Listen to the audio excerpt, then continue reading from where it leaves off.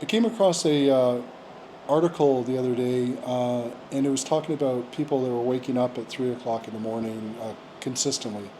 And one of the suggestions or stories that were told was that your cortisol is running high because you didn't have enough glucose to get you through the night, and basically your brain needs it to feed off of in the middle of the night, and it was trying to draw from your liver to basically feed it. And so the lack of glucose overnight was the main reason why you'd wake up at 3 o'clock.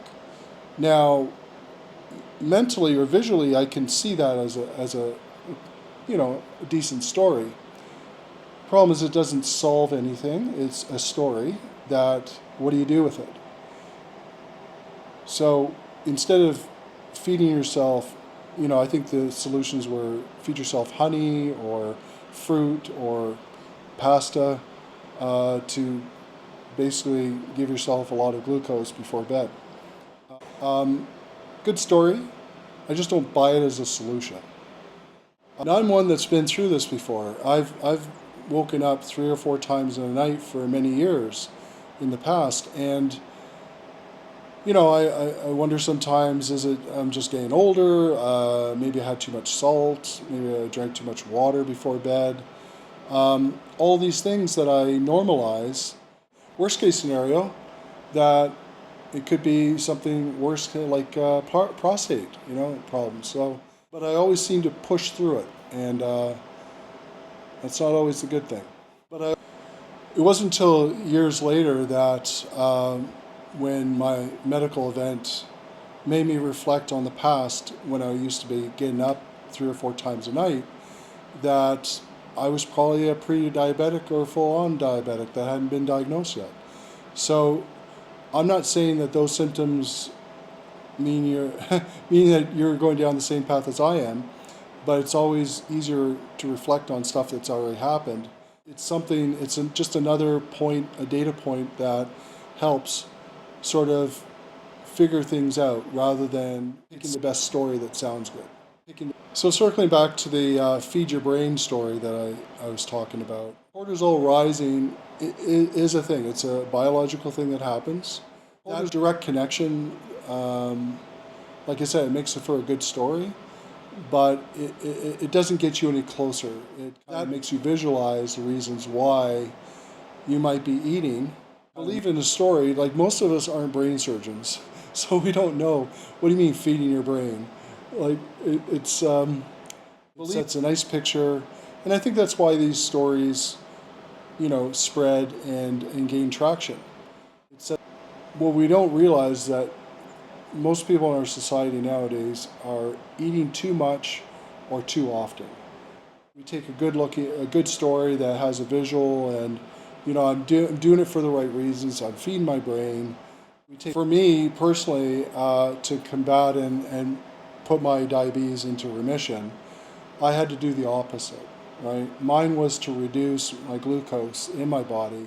I had to go on a low carb ketogenic diet and do fasting in order to get my blood sugar down low enough. The last thing I would have done, having metabolic dysfunction, was to feed myself sugar, glucose, before bed. Not telling you what to do, but sometimes the opposite or a different lens on things helps to understand that, again, the story's great, but what it actually does to you, it might keep you asleep at night, but it also might be feeding a bigger problem of giving you too much glucose in your bloodstream at night. So everyone's different, but for my metabolic dysfunction, I would have gotten worse by following these rules if I woke up at 3 a.m. So let's not blame it all on cortisol. Let's not try to all be brain surgeons by saying that we're starving our brain. Our body and our brain feeds well without us internally feeding. We can feed off our own bodies. I know this kind of sounds weird, but our brain loves ketones, right? It loves being in ketosis. The only way to get there is not to be eating high carbs and sugary glucose at any time. Our body gets used to habits. So whether it be 3 o'clock in the morning, 2 o'clock in the morning, midnight, we get used to, we wake up and we look at our clock and it says, oh, 2:22. And how many times have you done that and you wake up at the same time every morning? Our body is trying to tell us things, and waking up at 3 coincides with, the behavioral and the biological cortisol. But you need to rule out sleeping problems. You need to make sure that you're giving yourself everything you need to sleep well and to break those habits. It's like if you're on shift work. If you're on shift work and you're back and forth between day shift, evening shift, night shift, your body's turned upside down. It doesn't have a schedule. So for now, like where I am in life, I wake up within half an hour of the same time every day without setting an alarm. I've trained my body. It doesn't mean I don't have some nights that are off. I go to bed later, I wake up slightly later, or like I said, I used to wake up multiple times a night when I was pre-diabetic, or I didn't even know it. And I just consider that was the way it was.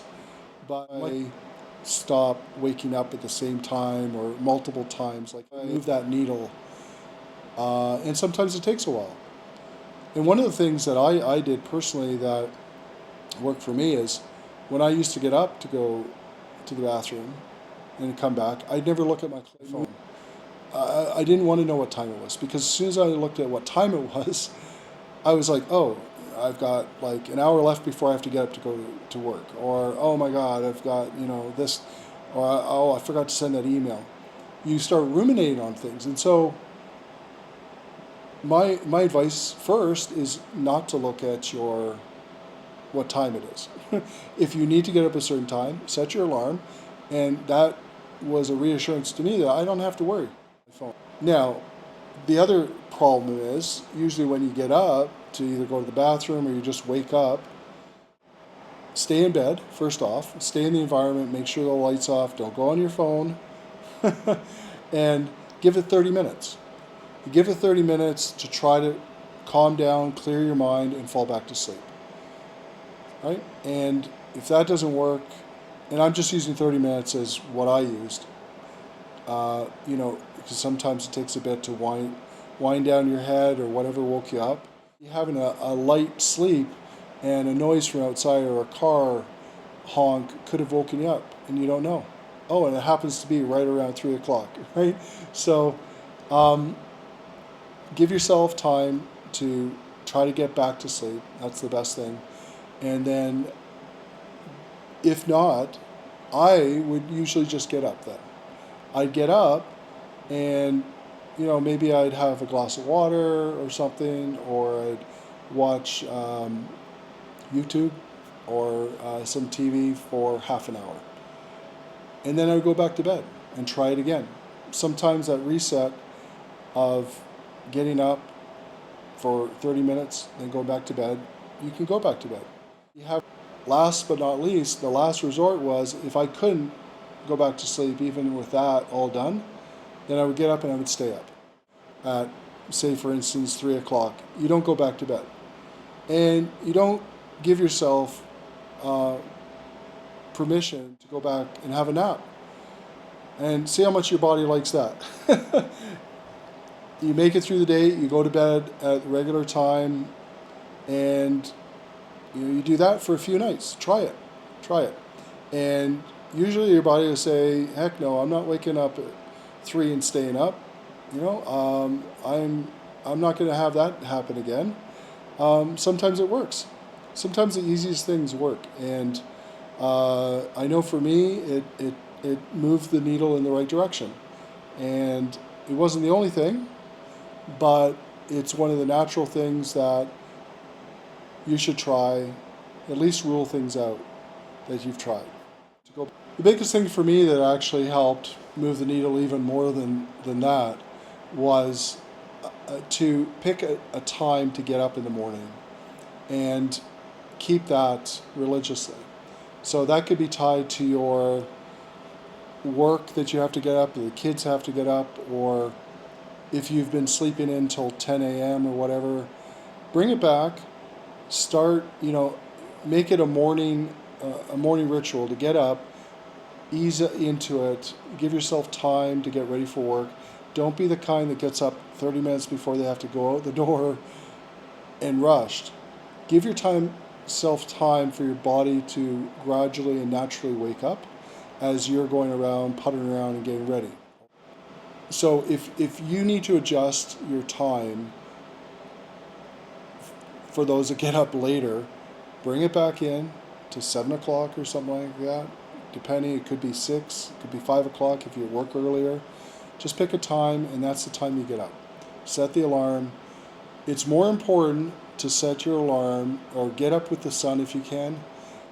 The time you go to bed, your body needs to get used to one. So instead of both goalposts moving, that when you go to bed and when you get up, set when you get up. And that's more important than when you go to bed.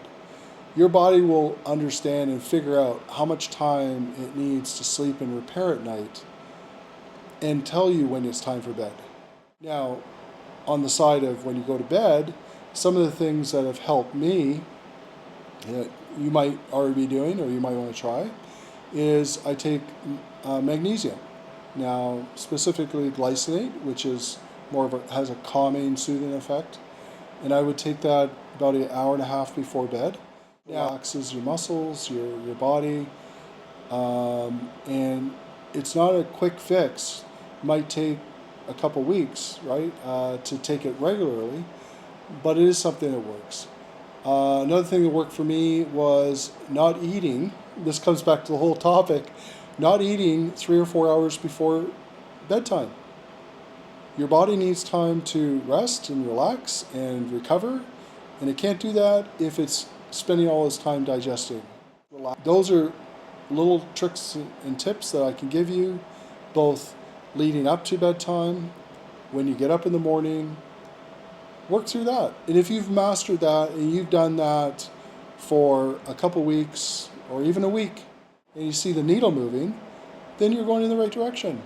Try to be disciplined. Try to get yourself into a regular routine. It's not going to be perfect. It'll never be perfect. Your body will tell you what it needs. You just have to listen. Last but not least, if those don't move the needle enough for you, or you're frustrated, you're at wit's end, you need to involve your physician. But tell them the things that you've done already. Give them the data. Give them what you've done. And let them know the results. Keep a sleep log if you want, if it's that bad. And what I did earlier on, which was somewhat related to waking up in the middle of the night, but most of it was after my metabolic dysfunction, I got a baseline blood work done. Because in the end, you might be deficient, mineral deficient, vitamin deficient. These are things that, with more information, will help you make the proper decisions, and also for your doctor to have the information needed to give you a better assessment if that's the path you want to go. But if you go to my website, we've got lots of free information. We even have free tools on the website that are interactive, and so you can take your blood report, you can go there, put in the numbers. It gives you a non-judgmental sort of assessment of, where you stand, what does this mean. So it's just a way for you to customize it for your journey and to get more information. Just be curious. Be curious about things about your body, because you're the one that lives in it permanently. Till next time.